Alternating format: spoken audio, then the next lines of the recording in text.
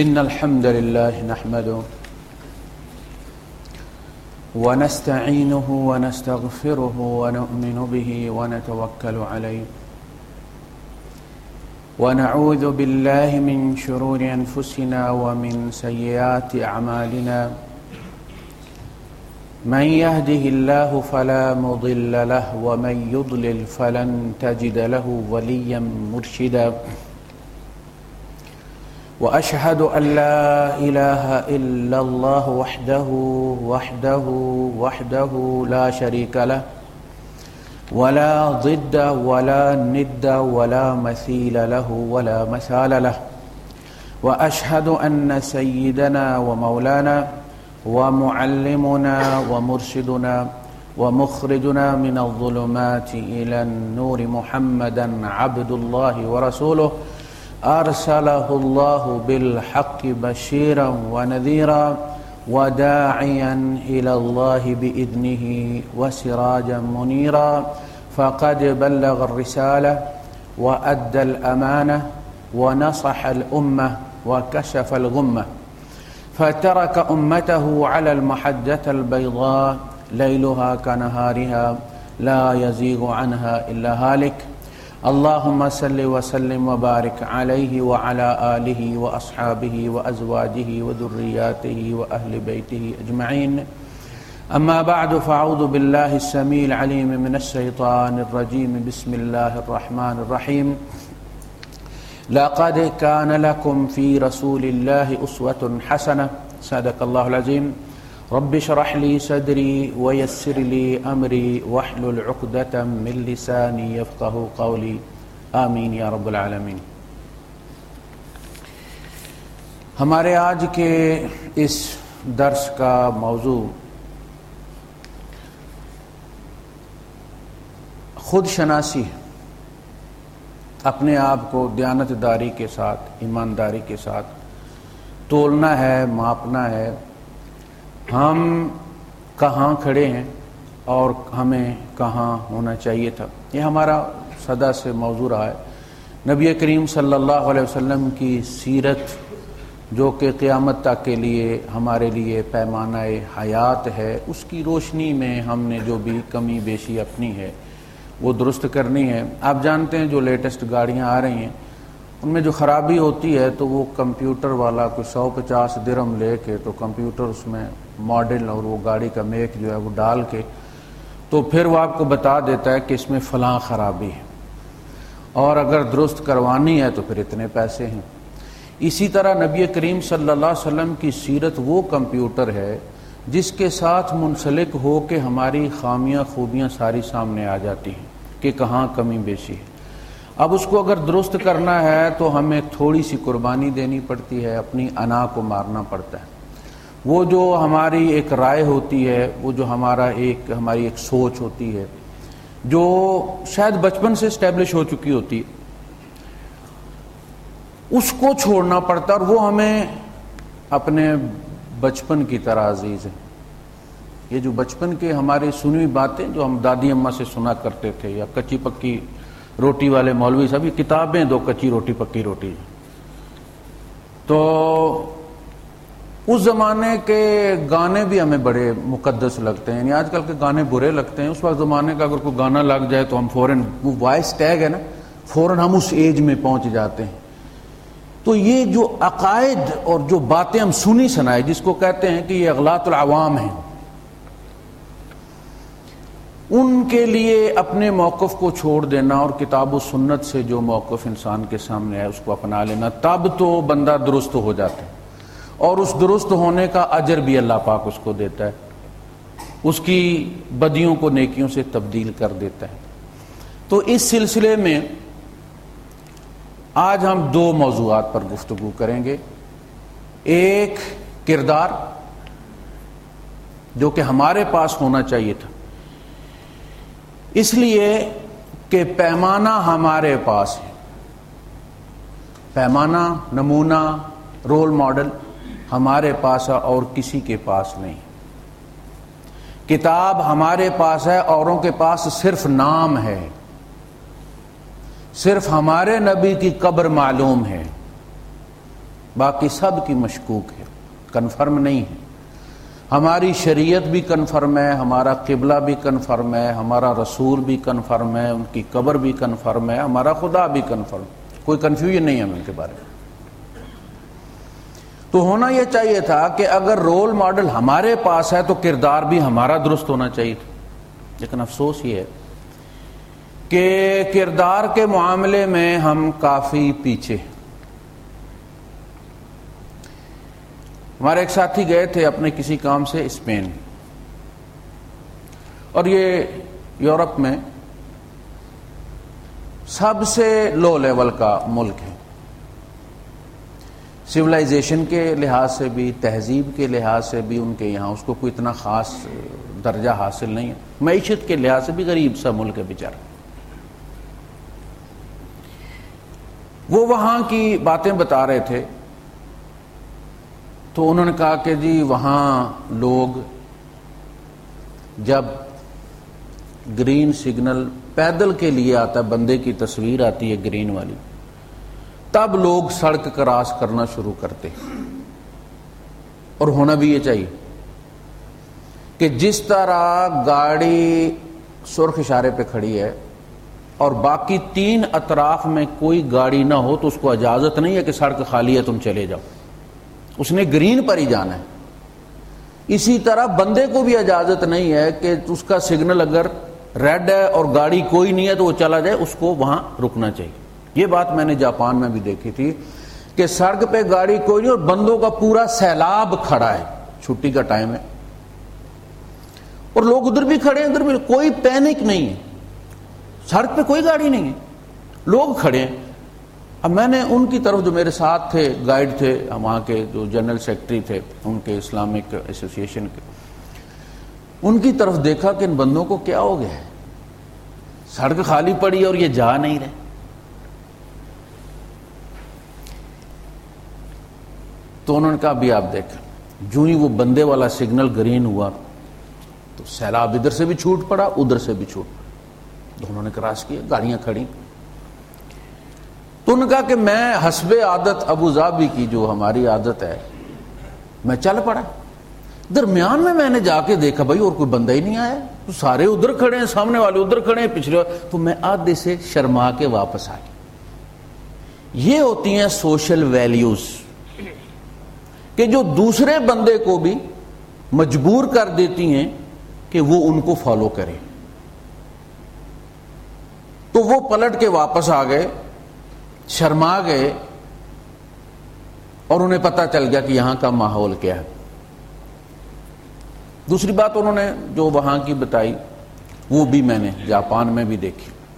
یہ جو ہوتا ہے نا فلاں سویلائزڈ کنٹری، ترقی یافتہ ملک، تو سڑکوں سے ترقی یافتہ نہیں ہوتی۔ پارلیمنٹ کی عمارت نئی بنا لینے سے عربوں میں وہ ترقی یافتہ نہیں ہوتی۔ آپ کو پتا ہے جو ہاؤس آف کامنز ہے اس کی جو سیٹیں ہیں وہ آپ کی ریلوے کی سیٹیں اس سے بہتر ہیں، لیکن دنیا کے فیصلے وہاں ہوتے ہیں۔ قومیں ترقی یافتہ ہوتی ہیں رویے سے، ترقی یافتہ کا مطلب ہے مہذب، قومیں رویے سے مہذب ہوتی ہیں، عمارتوں سے نہیں ہوتی۔ ان کی عمارتیں جنگ عظیم کی ہیں، دھوئیں سے کالی ہوئی ہیں، لیکن وہاں کا پاسپورٹ آپ سینے سے لگا کے فوٹو بنواتے ہیں، فخر محسوس کرتے ہیں۔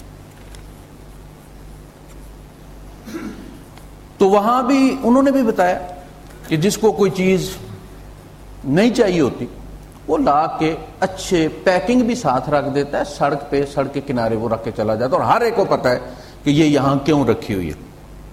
جو اس میں خرابی ہے وہ چٹ پہ لکھ کے ساتھ لگا دیں گے، اگر فریج یا واشنگ مشین صحیح ہے تو ٹھیک ہے، ادروائز اس کا پلگ وہ کاٹ دیتے ہیں تاکہ پتہ چل جائے کہ یہ خراب ہے، ٹھیک کرانی پڑے گی۔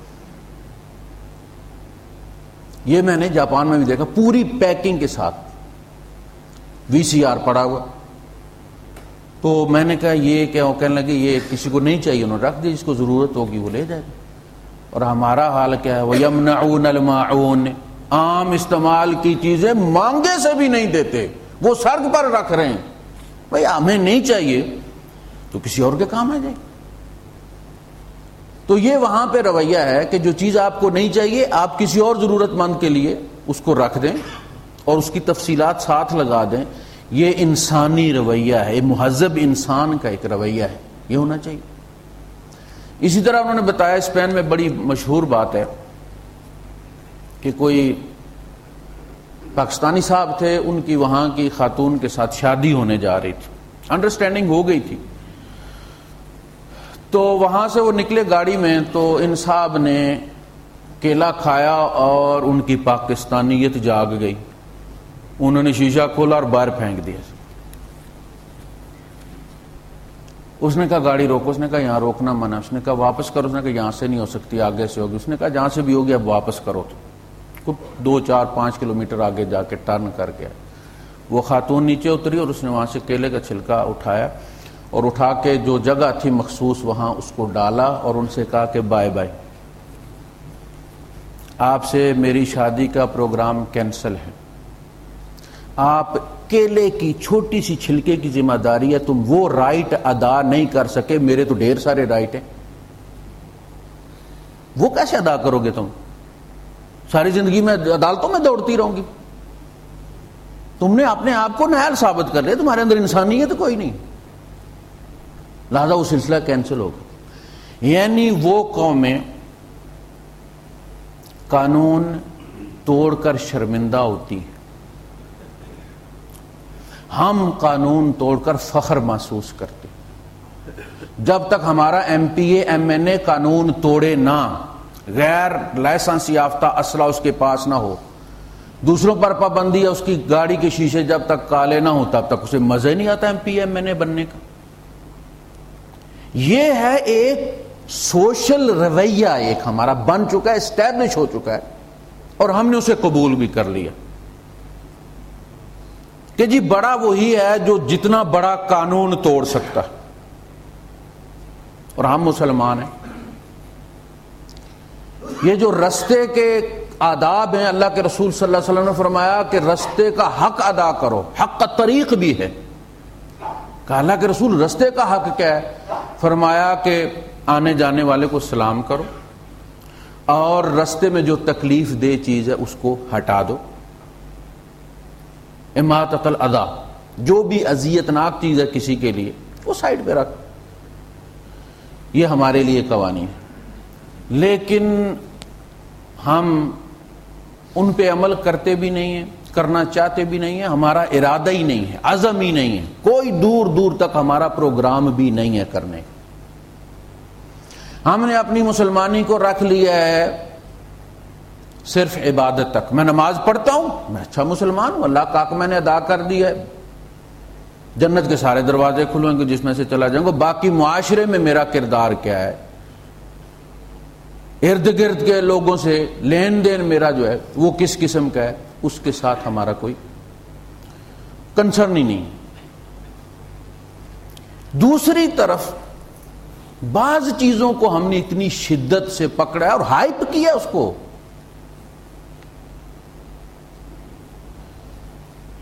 ہمارے ایک ساتھی ہیں لندن میں، وہ بتا رہے تھے کہ ہیتھرو کے پاس ایک مسجد ہے، اس میں انتظامیہ نے لکھ کر لگایا ہوا ہے کہ جن لوگوں نے توبہ کر کے داڑھی رکھ لی، جن لوگوں نے داڑھی رکھ لی ہے وہ اب تجدید ایمان اور تجدید نکاح بھی کر لیں. بات کی سمجھ لگی ہے کیا کہہ رہے ہیں؟ وہ یہ کہہ رہے ہیں کہ داڑھی صاف کرنے والا مرتد ہے، ایمان جب چلا گیا تو نکاح بھی نل اینڈ وائڈ ہو گیا. اب وہ جو حقوق زوجیت ادا کرتا ہے تو وہ زنا کرتا ہے، جو اولاد ہوگی وہ حرام زادی ہوگی. نہ وہ کسی مسلمان کا وارث ہو سکتا ہے، نہ کوئی مسلمان اس کا وارث ہو سکتا ہے، اور جو اس کو مار سکتا ہے وہ اس کو مار دے. اور جہاں ان کا بس چلتا ہے، جہاں ان کی ہولڈ ہوتی ہے، آپ نے پڑھا ہوگا، سنا ہوگا کہ حجام کی دکان میں دھماکہ ہوا، وہ نائی بھی مارا گیا، گاہک بھی مارے گئے. یہ کوئی معمولی بات نہیں ہے. یعنی ان کے نزدیک وہ واجب القتل تھے، انہیں افسوس بھی نہیں ہوا ہوگا. یہ وہ ہمارے بزرگوں کے فتوے ہیں جو وہ چھوڑ کر خود تو چلے گئے ہیں قبروں میں، اور اب وہ مدرسوں میں اور مساجد میں پھٹ رہے. اس کے اصل جو کلپریٹ ہیں وہ ہیں. جب تک وہ سی ڈی نکالی نہیں جائے گی تب تک یہ سب کچھ ہوتا رہے گا. جب بھی قوم روب زوال ہوتی ہے تو اس کی عادات بگڑ جاتی ہیں. وہ بے ایمانی، چوری، فراڈ، ملاوٹ کو فن کہتی ہے، عقل مندی اور چالاکی کہتی ہے، وزڈم کہتی ہے، شرماتی نہیں اس پر. یہ قوموں کی تاریخ. دوسرا یہ کہ جب ان پر زوال کا وقت آتا ہے تو ان کے ذہن تنگ ہونا شروع ہو جاتے ہیں. کہا جب بندہ بوڑھا ہوتا ہے تو اس کا دماغ سکڑنا شروع ہو جاتا ہے. جس طرح مونگ پھلی کا چھلکا جب مونگ پھلی پکتی ہے، سوکھتی ہے، تو اس کا دانہ اندر شرنک ہونا شروع ہوتا ہے اور کھڑ کھڑ کرنا شروع کر دیتا ہے. بڑھاپے میں انسان کا دماغ جو ہے وہ چھوٹا ہونا شروع ہو جاتا ہے.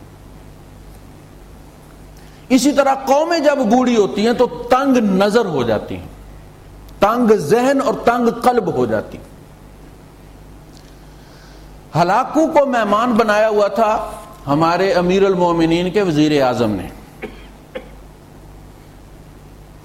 پارلیمنٹ کا اجلاس ہو رہا تھا، ہلاکو وہاں مہمان گیسٹ تھا، جائزہ لے رہا تھا کہ اس قوم کو کس طرح ذبح کرنا ہے. اور پتہ پارلیمنٹ میں بحث کس بات پر ہو رہی تھی کہ براق زمین پر آنے کے بعد حلال ہے یا حرام ہے. ایسے پتہ چلتا تھا جیسے وہ بوڑھی ہو گئی اور اللہ پاک نے ان کے پاس بھیج دیا کہ اس کو ذبح کر کے کھا جاؤ. ایک چیز کا وجود ہی یہاں نہیں ہے. وہ سمجھ گیا کہ اس قوم کو ریموو کرنے کا وقت آ گیا. یہ ارریلیونٹ قوم ہے حالات کے ساتھ. تو وہاں کا تو بڑا سیدھا سا حل ہے مسئلے کا کہ کوئی بندہ ایک وکیل کر کے اس مسجد کی انتظامیہ کو نوٹس جاری کر دے کہ صاحب آپ نے مجھے مرتد کہا ہے، بے ایمان کہا ہے، میرے نکاح کو نل اینڈ وائڈ قرار دیا ہے، تو آپ نے مجھے ڈیفیم کیا ہے، میری اولاد کو ڈیفیم کیا ہے، میری گھر والی کو ڈیفیم کیا ہے. لہذا آپ آئیے اور آ کے عدالت میں جواب دیجئے، جو آپ نے کہا اس کو ثابت کیجیے. آپ دیکھ لیجئے گا کہ 1 گھنٹہ بھی نہیں لگے گا اور وہ مولوی صاحب اور وہ انتظامیہ اس کو ہٹانے پر مجبور ہو جائے گی، جا کے جواب دے گی. اور وہ جو دلائل پیش کریں گے ان کی کوئی وقت عدالت میں کوئی نہیں.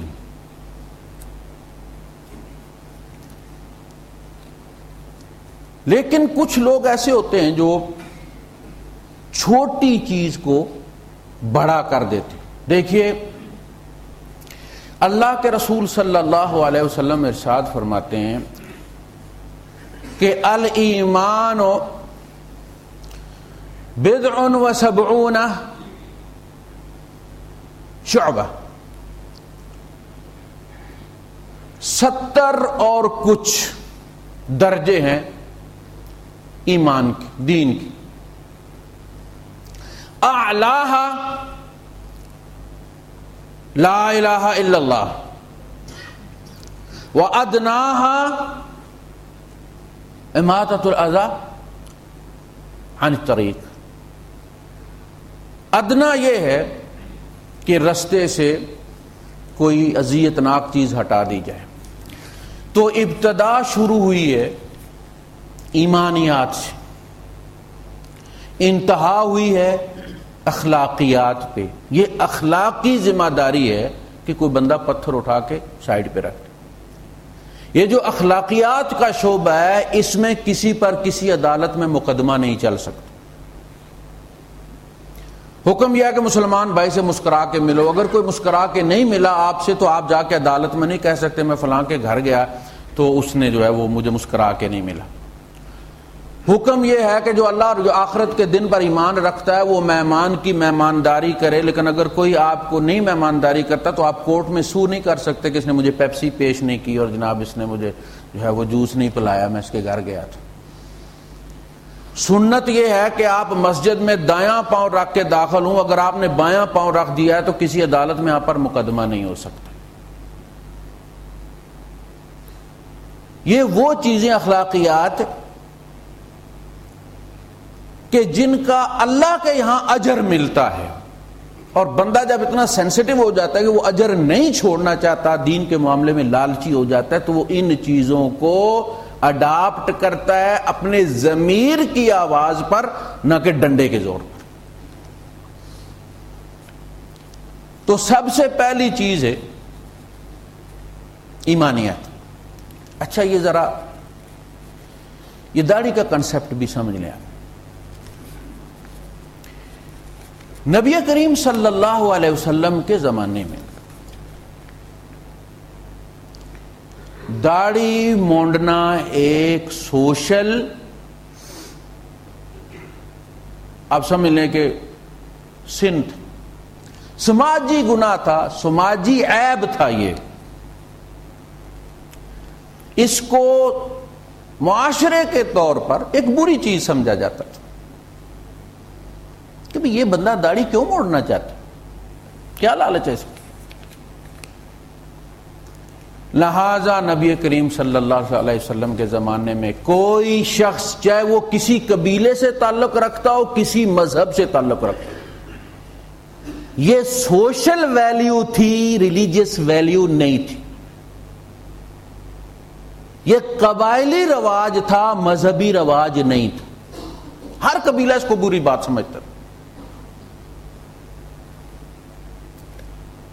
4 سے 6 صحابہ کا نام آتا ہے کہ جن کی داڑھی پیدائشی نہیں تھی، اور ان میں ایک صاحب کا ذکر آتا ہے کہ داڑھی پیدائشی طور پر نہ ہونے کے باوجود وہ بہت خوبصورت تھے۔ عام طور پہ جس بندے کی پیدائشی داڑھی نہیں ہوتی، وہ جب ایک خاص عمر میں پہنچتا ہے تو اس کے چہرے کی رونق اڑ جاتی ہے، چہرہ عجیب سا ہو جاتا ہے اس کا۔ تو یہ جو داڑھی ہے، اصل میں اللہ پاک نے عبث پیدا نہیں کر دی، انسان کی ایج کے ساتھ جو جو تبدیلیاں انسان کے چہرے میں آتی ہیں، یہ ان کو چھپا کے زینت بخشتی ہے، اس کو مزین کرتی ہے چہرے کو۔ اور مزے کی بات ہے کہ جس ایج میں جس قسم کا بیک گراؤنڈ اس چہرے کو چاہیے، وقت کے ساتھ ساتھ وہ اختیار کرتی چلی جاتی ہے۔ جس ایج میں کالی اچھی لگتی ہے اس ایج میں وہ کالی ہوتی ہے، پھر ایک ایج میں وہ گرے ہو جاتی ہے، پھر ایک ایج میں آ کے وہ بالکل سفید ہو جاتی ہے۔ اور آپ دیکھتے ہیں کہ جی یہ بلو بیک گراؤنڈ والا فوٹو ہے، یہ جوازات والے قبول نہیں کرتے، یہ وائٹ والا یہ آئی ڈی والے قبول نہیں کرتے۔ بیک گراؤنڈ وہ کہتے ہیں جی آپ بدلی کر کے لائیں، اور کمپیوٹر سے نہیں اصلی فوٹو بنایا آپ۔ تو ان کے یہاں کسی کی بھی داڑھی مونڈنے کا رواج ہی نہیں تھا۔ اس کو ہر مذہب والا، ہر قبیلے والا ایک برائی تصور کرتا تھا۔ یہ ایک اسٹیبلش برائی تھی، سوشل برائی تھی۔ پھر نبی کریم صلی اللہ علیہ وسلم فرما رہے ہیں انہی سے جنہوں نے داڑھی رکھی ہوئی ہے، اعفوا اللحا، داڑھیوں کو چھوڑ دو، داڑھیاں رکھو۔ اعفوا اللحا وغص الشوارب، مونچھوں کو کاٹو۔ اب میرے سامنے 10 بندے بیٹھے اور 10 کی داڑیاں، اور میں 10 کو کہہ رہا ہوں کہ داڑیاں رکھو، تو وہ ایک دوسرے کی طرف دیکھیں گے ان کو کیا ہو گیا ہے۔ مسئلہ یہ کہ جب اس زمانے میں داڑھی مونڈتا ہی کوئی نہیں تھا تو حضور کس کو کہہ رہے تھے کہ داڑیاں رکھو؟ اس کا مطلب ہے کہ بات داڑھی رکھنی کی نہیں ہو رہی تھی۔ جنہوں نے رکھی ہوئی تھی ان کو سمجھایا جا رہا تھا کہ کیسے رکھنی۔ جب آپ کہتے ہیں لا الہ، کوئی الہ نہیں، اور بات یہاں ختم نہیں ہوتی. جب اللہ کے بعد واضح ہوتی ہے کوئی الہ نہیں سوائے اللہ کے. داڑیاں رکھو، مونچھیں چھوٹی کرو، اور یہودیوں اور مجوسیوں کی مخالفت کرو. یعنی تمہاری داڑیاں یہودیوں کی داڑیوں کی طرح نہیں ہونی چاہیے. ایک طرف سے ایک مسلمان آ رہا ہے اور ایک طرف سے ایک سکھ آ رہا ہے، تو فرق ہونا چاہیے کہ یہ مسلمان کی داڑھی ہے یہ سکھ کی داڑھی ہے. ان کے یہاں سکھوں کی طرح یہودی تھے، تو کہا کہ داڑیاں رکھو لیکن یہودیوں کی طرح نہ رکھو. اب نبی کریم صلی اللہ علیہ وسلم کی داڑھی جو ہے وہ اللہ پاک کی طرف سے سینہ بھرا ہوا نظر آتا تھا اور تھی مشت کے برابر. نبی کریم صلی اللہ علیہ وسلم کی مشت میں آتی تھی. آپ نے کٹائی کبھی نہیں اور مشت سے وہ بڑی کبھی نہیں. یہ معجزہ تھا کہ نبی کریم صلی اللہ علیہ وسلم کا قد جو تھا وہ درمیانہ تھا. نہ آپ ٹھگنے تھے نہ آپ طویل قامت تھے، لیکن معجزہ یہ تھا کہ 1,40,000 انسانوں میں نبی سب سے اونچے نظر آ رہے تھے. بلند سے بلند بندہ بھی جب آپ کے ساتھ چلتا تھا، عمر جب چلتے تھے تو نبی اونچے نظر آتے تھے. آپ میانہ چال چلتے تھے لیکن زمین آپ کے قدموں کے نیچے رول ہوتی تھی اور دوسرے بندے کو دوڑ کے نبی کریم صلی اللہ علیہ وسلم کے ساتھ چلنا پڑتا تھا. صحابہ نے یہ کیا کہ انہوں نے اپنی داڑیاں پکڑ کے مشت کے برابر کر لیں وہ نبی کریم صلی اللہ علیہ وسلم کے مطابق. اس لیے کہ ایک ہوتی ہے گنگریالی داڑھی جو جتنی بھی بڑے وہیں لچھے بنتی چلی جاتی، ایک ہوتی ہے طویل سیدھی تار کی طرح وہ لمبی ہوتی چلی جاتی. تو یہ جو اعف اللحا ہے وہ ان لوگوں کو نہیں کہا گیا جن کی داڑیاں نہیں تھی، اس لیے کہ حضور کے زمانے میں کوئی بندہ ایسا نہیں تھا جو داڑھی موڑتا. جنہوں نے رکھی ہوئی تھی ان کو کہا گیا کہ رکھو لیکن پتہ چلنا چاہیے کہ یہ مسلمان ہے اور یہ یہودی ہے، خالف الیہود. اسی طرح ہمارے ہاں یہ کہا جاتا ہے کہ حد عرف کو پہنچ جانے والی داڑھی جو ہے وہ مکروہ ہے. یعنی بجائے اس کے کہ اس بندے کا نام لیا جائے یہ کہنا شروع کر دیا جائے وہ لمبی داڑھی والا نہیں تھا، کہا اس وقت وہ داڑھی مکروہ ہو جاتی جب عرف بن جائے. اور یہ تھا ایک ناصل، نون عین سے اور لام، ناصل نام کا ایک یہودی تھا اور اس کی طویل داڑھی تھی. عثمان غنی رضی اللہ تعالیٰ عنہ جو تھے وہ آپ کی بھی طویل داڑھی تھی. منافقین یہ کیا کرتے تھے کہ جب انہوں نے حضرت عثمان غنی رضی اللہ عنہ کی کوئی مذمت کرنی ہوتی تھی، کوئی بات کرنی ہوتی تھی تو وہ ناصل کا نام لے کر کرتے تھے. کوڈ ورڈ انہوں نے رکھا ہوا تھا. تو ایک تو اس کا مقام یہ. دوسری بات جو ہر بندے کے ذہن میں بیٹھی ہوئی ہے اور غلط بیٹھی ہوئی کہ باقی پورا بدن اس کا اپنا ہے، مگر یہ جو داڑھی ہے یہ نبی کریم صلی اللہ علیہ وسلم کی ہے. ایسی بات نہیں، یہ داڑھی بھی میری ہے. جو ریٹ میرے بدن کا لگے گا میرے کردار کے حوالے سے وہی میری داڑھی کا بھی لگے گا. یہ جو لوگ کہتے ہیں نا جی سنت کاٹ کے رستے میں پھینک دینا، بھائی یہ نبی کے بال نہیں ہے، نبی کا ایک ایک بال محفوظ. اور صحابہ کسی نے آنکھوں پہ رکھوایا، کسی نے ہونٹوں پہ رکھوایا، کسی نے سینے پہ قلب پہ رکھوایا ہے، وہ تو بڑی محفوظ جگہ پہ ہیں. یہ میرے بال ہیں بھائی.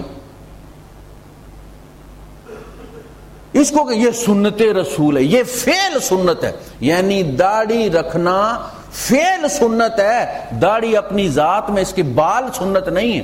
یہ میرے بال ہیں، یہ نبی کریم صلی اللہ علیہ وسلم کے بال نہیں ہیں. اور جس طرح بکرے کے گوشت کے ساتھ بکرے کی ہڈی کا بھی وہی ریٹ ہوتا ہے. بکرا اگر 500 کا کلو ہے تو اس کی ہڈی بھی 500 کے ساتھ بکتی ہے، اور گائے اگر 150 یا 250 کی ہے کلو تو اس کی ہڈی بھی اس کے گوشت کے حساب سے لگتی ہے۔ عبداللہ ابن مسعود رضی اللہ تعالیٰ عنہ ایک دفعہ درخت پہ چڑھے نبی کریم صلی اللہ علیہ وسلم کے لیے مسواک کاٹنے کے لیے۔ اب انہوں نے وہ کندورا پہنا ہوا تھا، لمبا کرتا، اور اس میں ان کی پتلی پتلی جو ٹانگیں تھیں وہ کچھ زیادہ ہی پتلی نظر آ رہی تھی، تو صحابہ نیچے سے دیکھ کے ہنس رہے تھے، ان کے ساتھ مذاق کر رہے تھے۔ جب یہ مسواک لے کر آئے تو نبی کریم صلی اللہ علیہ وسلم نے فرمایا شاید تم لوگ عبداللہ ابن مسعود کی ٹانگوں کی دقت پر ہنس رہے تھے، پتلے پن پر تم ہنس رہے تھے۔ اس ذات کی قسم جس کے قبضہ قدرت میں میری جان ہے، یہ پتلی ٹانگیں قیامت کے دن میزان پر احد پہاڑ سے زیادہ وزنی ہوں گی۔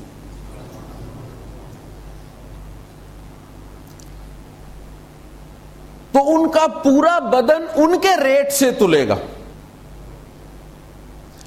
داڑھی عبداللہ ابن ابی کی بھی تھی اور اسلام سے پہلے تھی، اور اسلام وہ لایا ہی کوئی نہیں تھا، نفاق تھا۔ اس کی داڑھی بھی بظاہر تو سنت ہی لگتی ہے، اس کو کوئی حضور کا صحابی نہیں مانتا، 10 سال حضور کے پیچھے نمازیں پڑھی ہیں اس نے، اور پہلی صف میں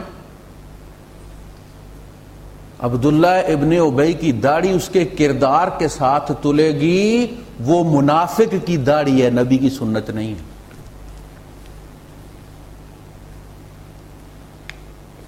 ابو بکر صدیق رضی اللہ تعالیٰ عنہ کی ان کے کردار سے تلے گی۔ یہ اس کو سیپریٹ کر کے آپ کیوں دیکھتے ہیں؟ چور، ڈاکو، ملاوٹ والے، گالی دینے والے، پڑوسیوں کو ستانے والے یہ سمجھتے ہیں کہ اس کا جب ریٹ لگے گا نبی کریم صلی اللہ علیہ وسلم والا تو بس ہم پار ہو جائیں گے۔ یہ تمہاری داڑھی ہے، تمہارے ساتھ تلے گی، تمہارے کردار کے ساتھ ریٹ لگے گا اس کا۔ اب آئیے مذمت کی طرف۔ اعمال کا تعین ہوتا ہے کہ کسی چیز کی کتنی بڑی خوشخبری دی گئی ہے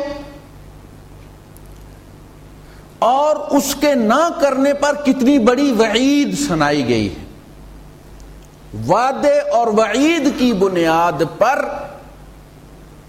یہ طے ہوتا ہے کہ یہ فرض ہے، یہ واجب ہے، یہ سنت ہے۔ فرمایا وَقُولُوا لِلنَّاسِ حُسْنًا وَأَقِيمُوا الصَّلَاةَ وَآتُوا الزَّكَاةَ، لوگوں کے ساتھ اچھے طریقے سے بات کرو، یہ قرآن کا حکم ہے، اور نماز، اس کے بعد نماز کی بات، اس لیے کہ وہ تمہاری ذات کا تعلق ہے۔ کہا گیا کہ زاہد پر، عابد پر زکوٰۃ نہیں لگتی، عالم پر لگ جاتی ہے، اس لیے کہ عالم جو ہے وہ خدمت خلق کر رہا ہے، لوگوں کا مرجع ہے، لوگ اس سے ہدایت پاتے ہیں، وہ اپنی پبلک ڈیوٹی کر رہا ہے۔ جبکہ زاہد یا عابد جو غار میں بیٹھا ہے یا کمرے میں بیٹھا اور اپنی نوافل پڑھ رہا ہے، تسبیحات کر رہا ہے، وہ اپنی ذات کے لیے کر رہا ہے، اس پہ نہیں لگتی، پرائرٹی جو ہوگی وہ عالم کو ہوگی۔ یہ ہے ویلیو پبلک کی۔ تو تعین یہ ہوتا ہے کسی چیز کی امپیکٹ کا کہ وہ کیا ہے۔ تو چونکہ قولوا للناس حسنا، حضور نے فرمایا قیامت کے دن تم میں سب سے میرے قریب وہ ہوگا جو سب سے زیادہ اچھے اخلاق والا ہوگا۔ اقرب منی مجلسا، میرے نزدیک جب لوگ بٹھائے جائیں گے تو سب سے قریب وہ بیٹھے گا جس کا اخلاق اچھا ہوگا۔ اور اخلاق کی حالت یہ ہے کہ یورپ کا ٹیکسی ڈرائیور آپ کے پارلیمنٹیرین سے زیادہ با اخلاق ہے۔ آپ سنتے رہتے ہیں ان کی گفتگو کو، جو اسمبلی میں بھی ہوتی ہے، جو چینلز پر بھی ہوتی ہے۔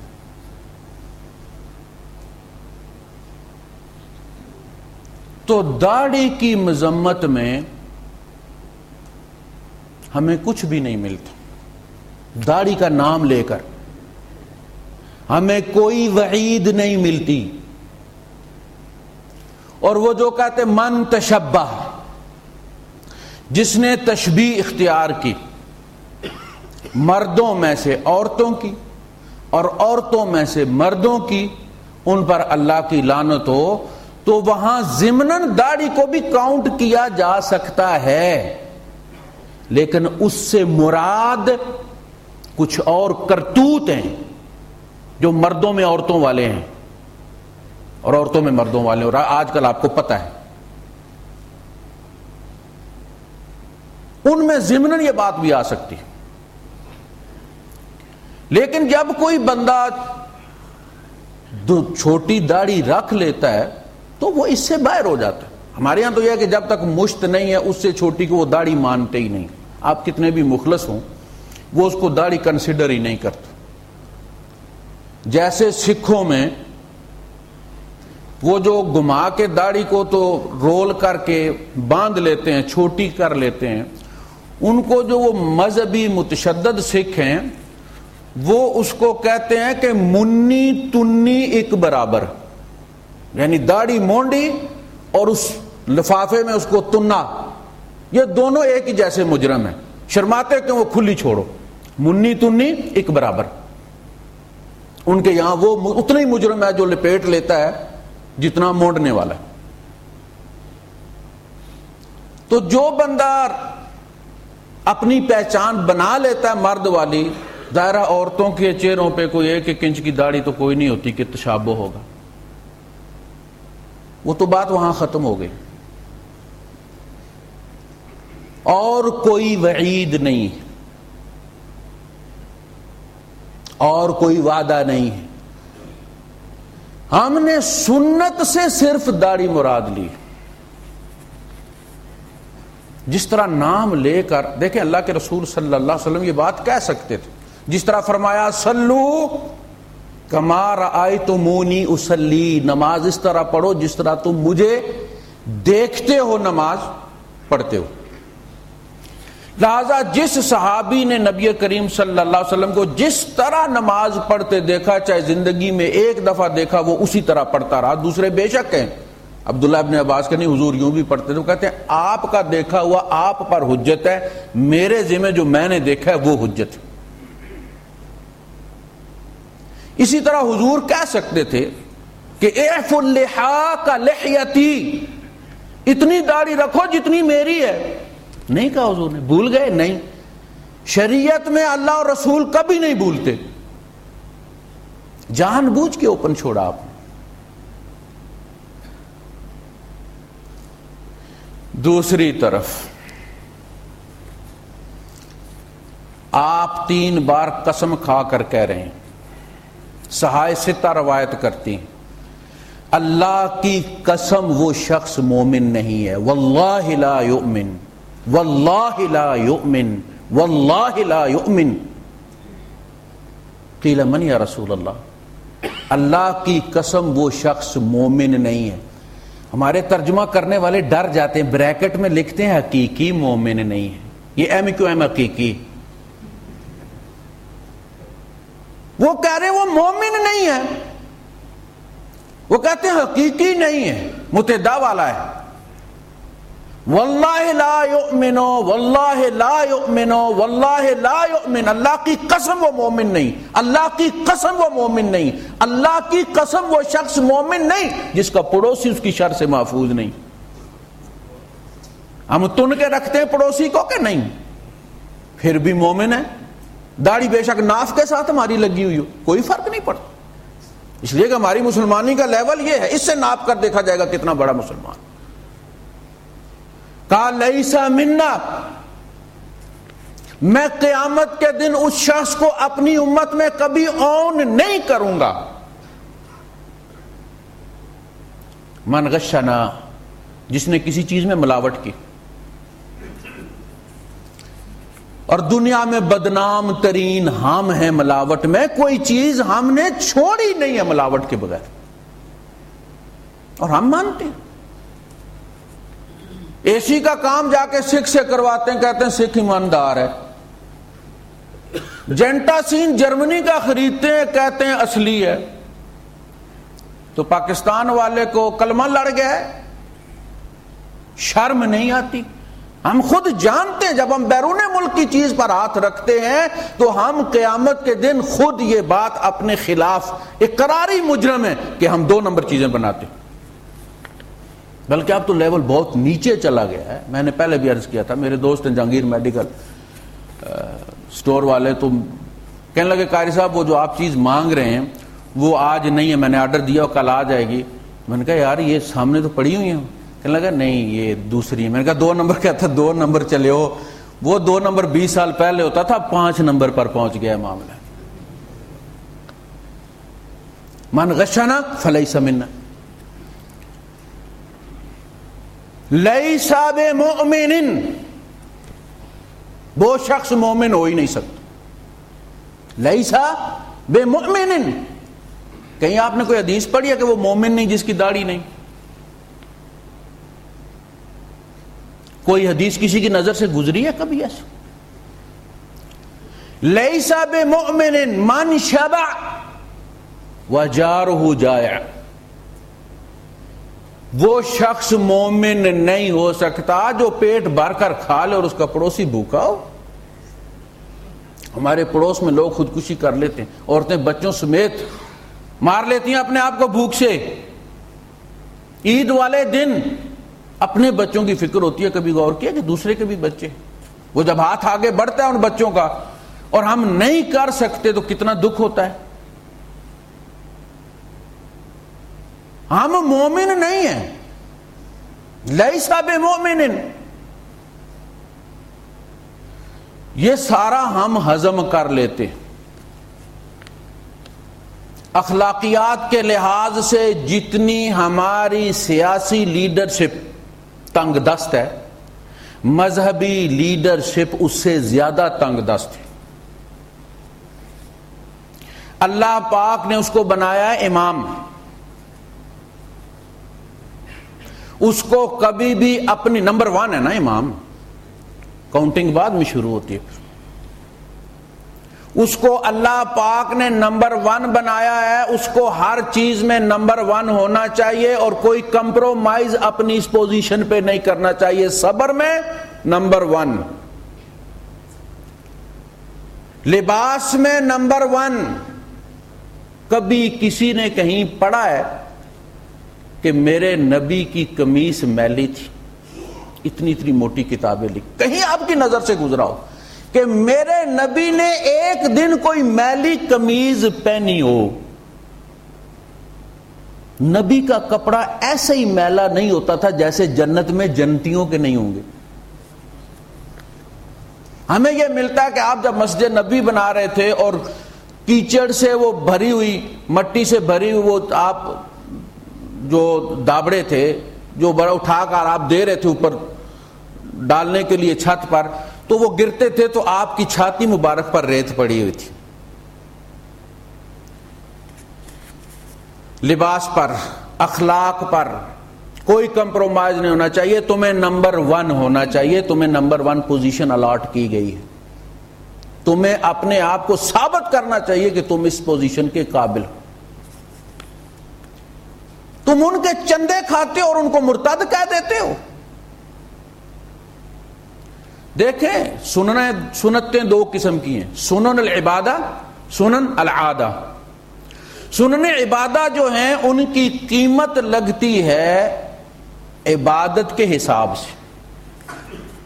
آپ نفل نماز پڑھ رہے ہیں، نفل نماز کے قیام میں، رکوع میں، سجدے میں، قعدے میں جو سنتیں ہیں وہی سیم سنتیں بغیر کسی قوم اور ڈانٹ کے فرق کے وہ فرض کے قیام میں بھی ہیں، وہ فرض کے قعدے میں بھی ہیں، لیکن نفل کی سنتوں کا ریٹ نفل کے ساتھ لگتا ہے اور فرض کے اندر وہی سنتیں ہیں، ان کا اجر فرض کے حساب سے طے ہوتا ہے۔ آپ عمرہ کرتے ہیں تو احرام کی وہ ساری پابندیاں آپ پر لاگو ہوتی ہیں جو حج کے احرام میں ہیں، لیکن اس احرام کی سنتوں کا اجر عمرے کے ریٹ سے لگتا ہے اور حج کے احرام کی سنتوں کا ریٹ حج کے حساب سے لگتا ہے۔ اب آپ سے سنت چھوٹ گئی. اسی طرح روزہ ہے, آپ نفلی روزہ رکھتے ہیں, وہ ساری وہی پابندیاں ہیں نا جو فرضی روزے میں, لیکن اس نفلی روزے کی سنتوں کا اجر بھی نفل کے برابر لگتا ہے, اور رمضان کے روزے کی سنتوں کا اجر بھی رمضان کے روزے کے ساتھ لگتا ہے. اگر ایک آدمی سے سنت رہ گئی, اس نے جان بوجھ کے چھوڑ دی, رہ نہیں گئی, چاہے وہ نماز فرض تھی, چاہے وہ نماز سنت تھی, چاہے وہ نماز نفل تھی, اس نے سنت ادا نہیں کی, نہ اس کی نماز فاسد ہوئی ہے کہ وہ دہرائے گا, نہ اس کی نماز میں کمی ہوئی ہے کہ وہ سجدہ سہو ادا کرے گا. تم کہتے ہو سنت چھوڑ کے مرتد ہو گئے. وہ سنت چھوڑ کے اس نے سجدہ سہو بھی نہیں کیا. سجدہ سہو کس پہ ہوتا ہے؟ واجب کے ترک ہو جانے پر یا واجب کے تاخیر سے ادا کرنے پر. فرض رہ جائے تو سجدہ سہو نہیں ہے, نماز دوبارہ دہرانی پڑتی ہے. لیکن سنت رہ جائے یا آپ چھوڑ دیں, یہ مقام ہے سنت کا. دیکھیں دین کو اس طرح نہیں ہے کہ 70 شعبے ہیں اور تھیلے میں پکڑ کے تن دیے گئے ہیں اور پتہ نہیں کون سی چیز کہاں پڑی ہوئی. شریعت کے اندر ہر چیز کا ایک مقام ہے متعین, اور اگر آپ مکس اپ کریں گے تو ظلم کریں گے اس دین کے ساتھ. آپ کو پتہ ہونا چاہیے کہ کون سی چیز ڈیٹیچیبل ہے, شریعت میں طے کر دیا گیا ہے. دیکھیں گاڑی کی کچھ چیزیں ہوتی ہیں جن سے گاڑی چلتی ہے, کچھ وہ چیزیں ہوتی ہیں جن پہ گاڑی ڈیپینڈ کرتی ہے. ایک ہوتے ہیں اس کے ارکان, انجن, ڈائنمو, بیٹری, یہ اس کے ارکان ہیں. چیسز جو ہے وہ اس کی شرط ہے. چیسز ڈیمیج ہو جائے, گاڑی 2011 بھی ہو, سکریپ ہو جاتی ہے کہ نہیں ہو جاتی. لیکن ویل کپ آدمی نے نہ لگائے ہوئے ہوں تو کوئی پاگل ہی ہوگا جو اسے کہے گا کہ گاڑی جا کے سکریپ کر دو, اس لیے کہ ان کا تعلق زینت کے ساتھ ہے, ڈیکوریشن کے ساتھ ہے, اس کی اصل کے ساتھ نہیں ہے. تم مومن کو ڈمپ کر رہے ہو, اس کو سکریپ کر رہے ہو, جبکہ اس کا ایمان سلامت ہے, چیسز اس کی سلامت ہے. وہ تمہاری مسجد میں ظالم تمہاری مسجد میں نماز پڑھنے آتا ہے, اس کا انجن بھی ٹھیک کام کر رہا ہے, تم کہتے ہو سکریپ کر تو مرتد ہو گیا. اس کے لیے ٹھیک ٹھاک جہالت چاہیے بندے کو یہ بات کہنے کے لیے.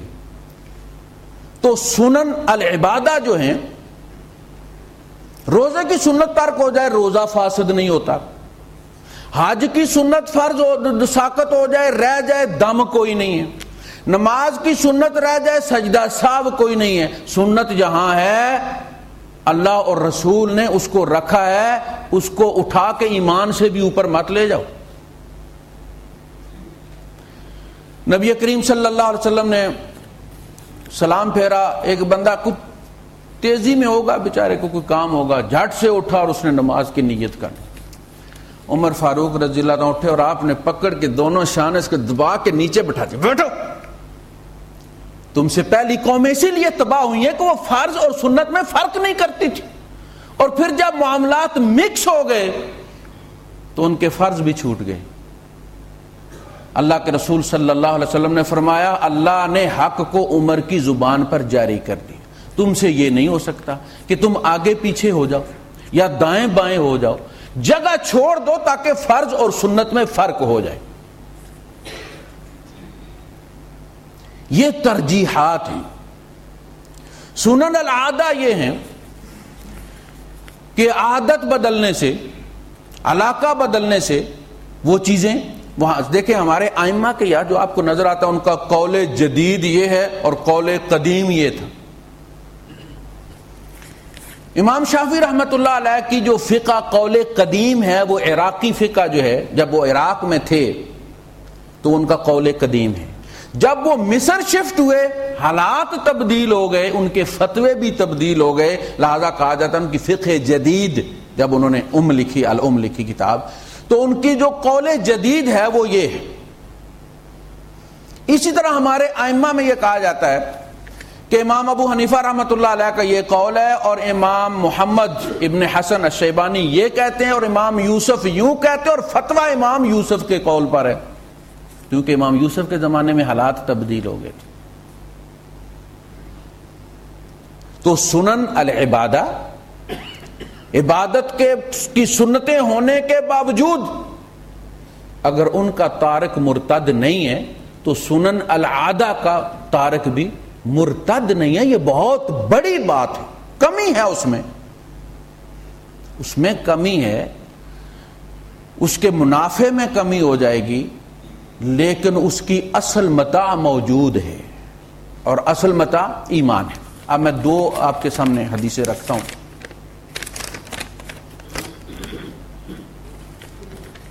ابن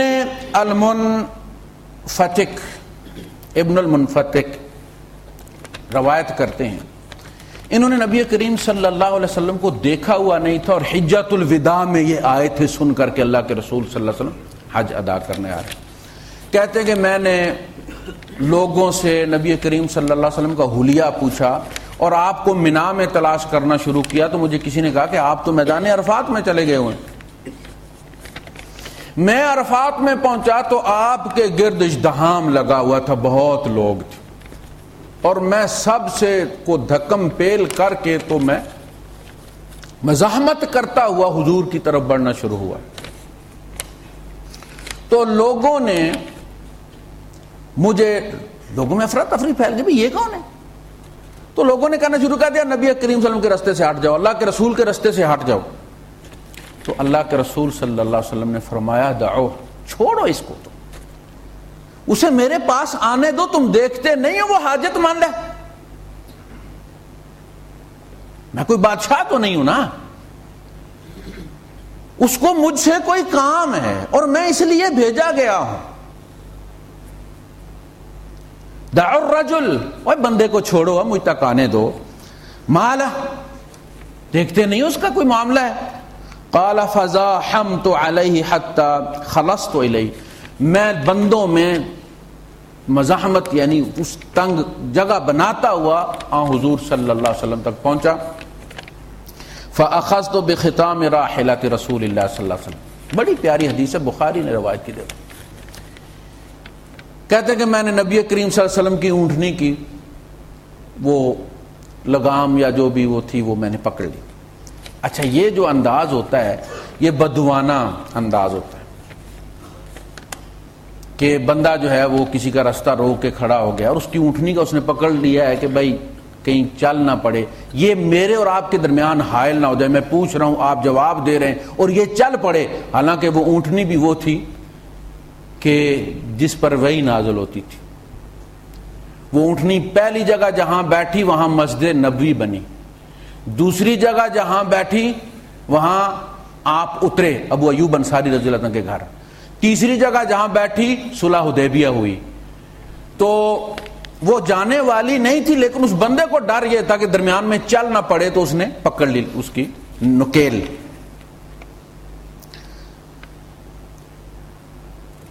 کہا قلت اثنتان اسألک عنہما، اے اللہ کے رسول میں صرف دو باتیں آپ سے پوچھنے آیا.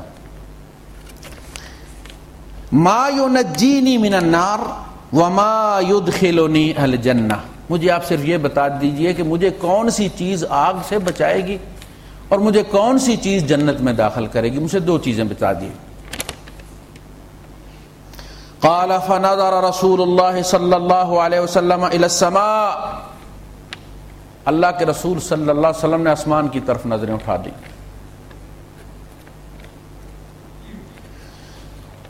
ثم نکس رأسہ، پھر آپ نے اپنا سر جھکایا. جب حضور آسمان کی طرف دیکھا کرتے تھے تو یہ ڈیمانڈ ہوتی تھی کہ اللہ پاک جواب دے، القاء فرما. ثم اقبل علی بوجہہ، پھر آپ نے اپنا رخ انور میری طرف کیا اور متوجہ ہو کر فرمایا قال لئن كنت اوجزت في المسألة لقد اعظمت واطولت. آپ نے فرمایا بات تو تم نے بڑی چھوٹی سی کی ہے، پر بات پوچھی تم نے بڑی گہری ہے. یعنی سوال تو بہت چھوٹا ہے لیکن جواب کے لیے مجھے آسمان کی طرف دیکھنا پڑا ہے، اتنا وزنی جواب ہے اس کا. فاعقل، اب یہ بات جو میں تمہیں کہہ رہا ہوں اس کو عقل میں بٹھا لے. فَأَعْقِلُ عَنِّي، میری طرف سے یہ بات عقل میں بٹھا لو، میں تمہیں بتاتا ہوں کہ اگر تم یہ کام کر لو گے تو آگ سے بچ جاؤ گے، جنت میں داخل ہو جاؤ گے۔ اذن اعبد اللہ لا تشرک بہ شیئا، ایمانیات سے بات شروع ہوئی ہے، اللہ ہی کی بندگی کرنی ہے، اس کے ساتھ کسی کو شریک نہیں ٹھہرانا۔ وَأَقِمِ الصَّلَاةَ الْمَكْتُوبَةَ، اور فرض نماز تم نے پڑھنی ہے۔ وَأَدِّ الزَّكَاةَ الْمَفْرُوضَةَ، اور فرض زکوٰۃ تم نے دینی ہے۔ وَصُمْ رَمَضَانَ، اور رمضان کے روزے رکھو۔ وَمَا تُحِبُّ أَن يَفْعَلَهُ بِكَ النَّاسُ فَافْعَلْ بِهِمْ، اور جو تو چاہتا ہے کہ پسند کرتا ہے کہ لوگ تیرے ساتھ کریں تو ان کے ساتھ کر۔ آپ دھوپ میں کھڑے ہیں اور آپ چاہتے ہیں کہ کوئی کھڑا ہو اور آپ کو لفٹ دے دے، تو آپ بھی کسی کھڑے ہوئے کو لفٹ دے دیجیے۔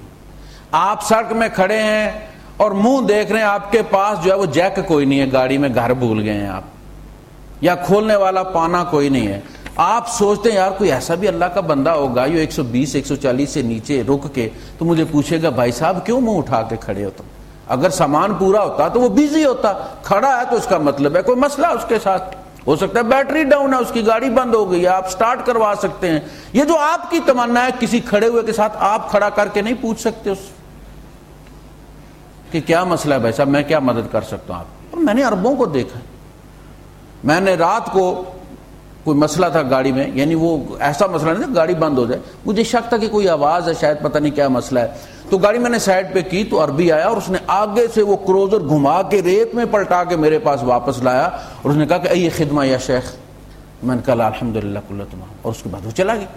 اتنی ساری بات ہے، تم اگر چاہتے ہو کہ تم کسی کے گھر جاؤ اور مسکرا کر تمہیں ملے وہ، تو تم ہرانے والے کو مسکرا کر ملو، تم اچھے انسان ہو جاؤ، جو تم پسند کرتے ہو تمہارے ساتھ کیا جائے وہ تم لوگوں کے ساتھ کرو۔ وَمَا تَكْرَهُ أَن يَأْتِيَ إِلَيْكَ النَّاسُ فَذِرِ النَّاسَ مِنْهُ، اور جس چیز سے تم کراہت کرتے ہو، ناپسند کرتے ہو کہ لوگ تیرے ساتھ کرے، وہ کام کبھی لوگوں کے ساتھ مت کرو، یعنی تکبر ہے۔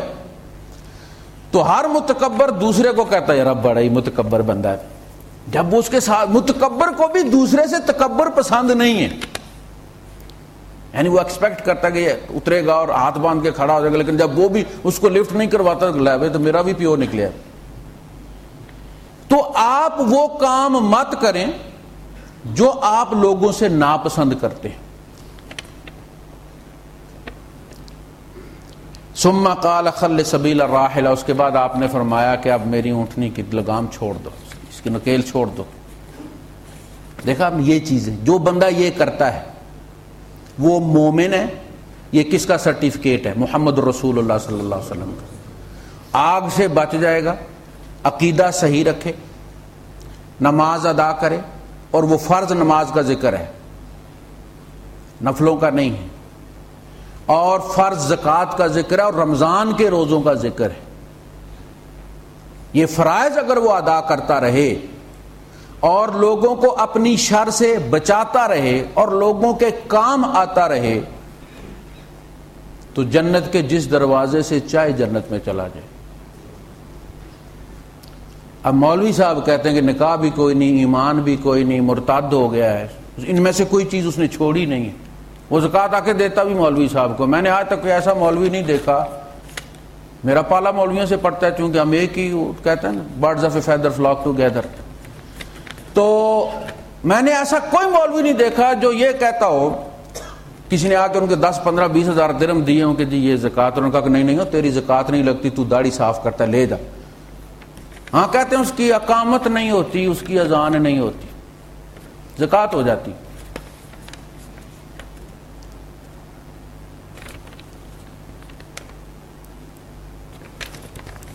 دوسری حدیث ہے ارتکاب المعصیت لا ینافی محبت اللہ ورسولہ، گناہ کا ارتکاب اللہ اور رسول سے محبت کی نفی نہیں ہے۔ اس کا ترجمہ کیا بدر عالم میرٹھی صاحب نے ترجمان السنہ میں، گناہگار کو بھی اللہ اور اس کے رسول سے محبت ہو سکتی ہے۔ ہو سکتا ہے کہ بعض داڑھی والے سے جس کی داڑھی کوئی نہیں وہ اللہ اور رسول سے زیادہ پیار کرتا ہو، تو اس میں وہ شرابی کا ذکر ہے، پہلے ذکر کیا تھا اس کا کہ وہ بار بار آتا تھا، عبداللہ نام تھا اس کا، اور اسے درے مارے جاتے تھے. تو ایک بندہ کھڑا ہوا اور اس نے کہا کہ اللہ کی لعنت ہو اس پر، یہ کتنی کثرت سے آ کے درے کھاتا اور باز نہیں آتا. تو اللہ کے رسول صلی اللہ علیہ وسلم قسم کھا کے کہا کہ جہاں تک میرا تعلق ہے اللہ کی قسم، میں یہ جانتا ہوں کہ یہ شخص اللہ اور اس کے رسول سے محبت کرتا ہے. اور اس کے بعد، اس جملے کے بعد اس شخص نے منہ نہیں لگایا کبھی. جس کو درے نہیں روک سکے تھے، ایک جملے نے روک دیا اسے. تو پتہ چلا کہ اگر وہ شرابی ہو کر اللہ اور رسول سے محبت کر سکتا ہے، جو کہ بڑا جرم ہے داڑھی کاٹنے سے، تو داڑھی کاٹنے والا بھی اللہ اور رسول سے محبت رکھ سکتا ہے. کوئی ایسی بات نہیں ہے. گلٹی کانشیس ہو میرے اندر ایک کمی ہے، دیٹس آل. وآخر دعوانا الحمدللہ رب العالمین.